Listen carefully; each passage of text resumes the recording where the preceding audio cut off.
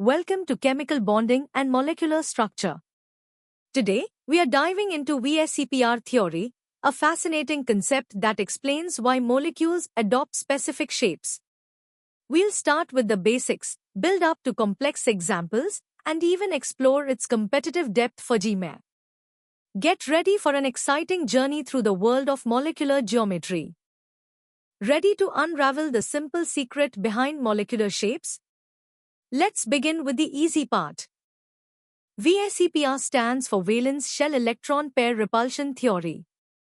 It's a simple yet powerful model used to predict the three-dimensional geometry of molecules, especially those with a central atom. The core idea is that electron pairs around a central atom repel each other, and to minimize this repulsion, they arrange themselves as far apart as possible. This arrangement dictates the molecule's shape. The theory considers two types of electron pairs, bonding pairs, which are shared between atoms, and lone pairs, which are unshared and localized on the central atom. Both contribute to the electron domain geometry. However, lone pairs exert greater repulsion than bonding pairs, affecting the final molecular shape and bond angles. The order of repulsion is generally lone pair bond pair, bond pair bond pair. Now, let's test your understanding with a few quick questions. Identify the electron domains, predict the electron geometry, and then the molecular geometry for these simple compounds. Take your time, apply the rules we just discussed, and see how well you can predict molecular shapes.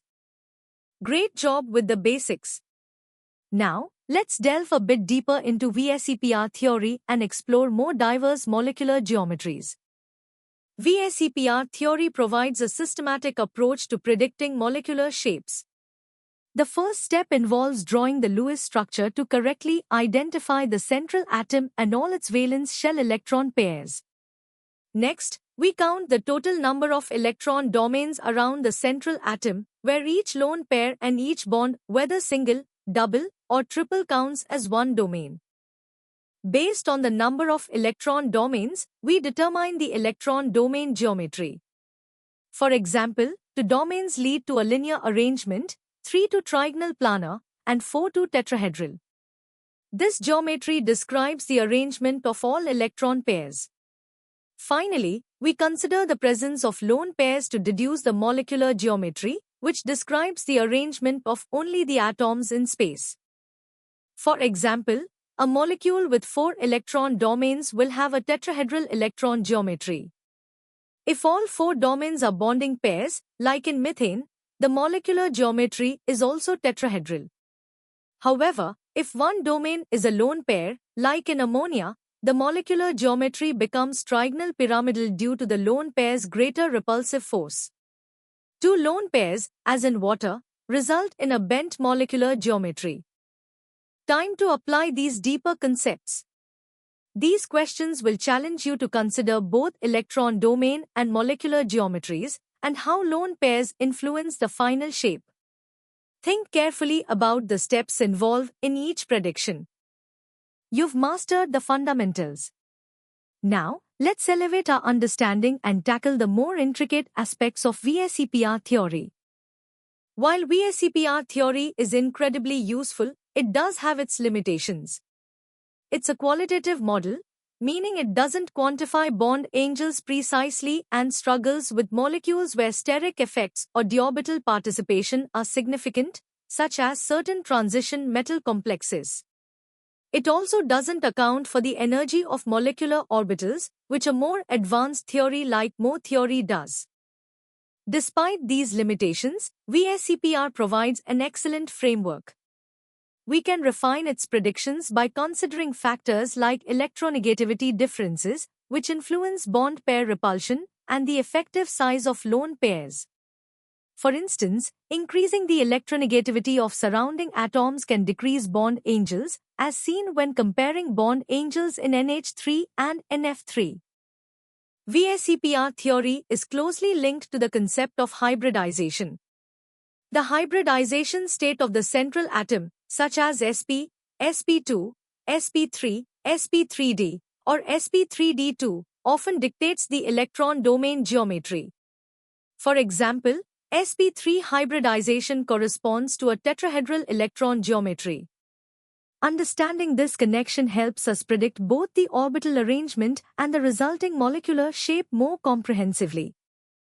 These questions require a more nuanced understanding of VSEPR, including its limitations, the influence of electronegativity, and its connection to hybridization.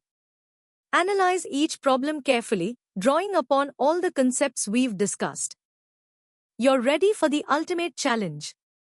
Let's explore VSEPR theory at a competitive level, linking it to advanced concepts and real-world applications.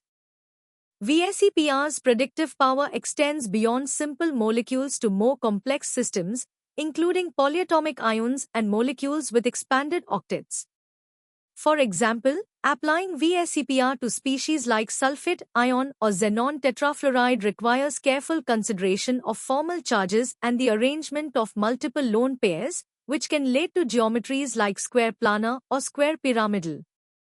Advanced VSEPR models, like Gillespie's modified VSEPR or the ligand close packing model, refine the theory by considering the varying effective sizes of electron domains and the steric interactions between ligands. These models help explain subtle deviations from ideal bond angles and provide a more quantitative understanding, especially in crowded molecules where simple repulsion rules might be insufficient.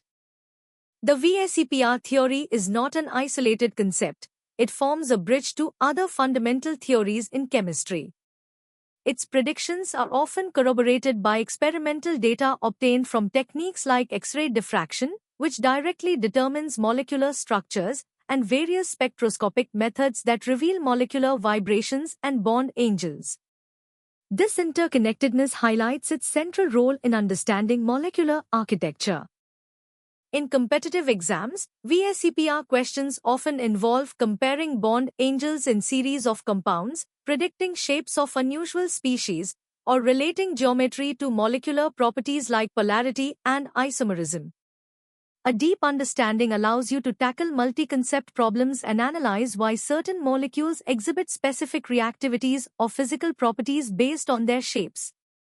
All right, buckle up. These first 5 questions are designed to push your VSEPR knowledge to its limits. Think critically, apply all the advanced principles, and consider the subtle nuances that influence molecular geometry. Good luck! You're doing great! Here are the remaining 5 questions. These problems require a blend of theoretical understanding, analytical skills, and the ability to apply VSEPR in diverse chemical contexts. Challenge yourself and aim for precision in your answers. And that brings us to the end of our deep dive into VSEPR theory. We hope you found this journey insightful and enriching. For more such comprehensive educational content, practice questions, and expert guidance, be sure to visit synapse.omaps.in. Don't forget to like this video, share it with your friends, and subscribe to our channel for regular updates. Keep learning, keep growing.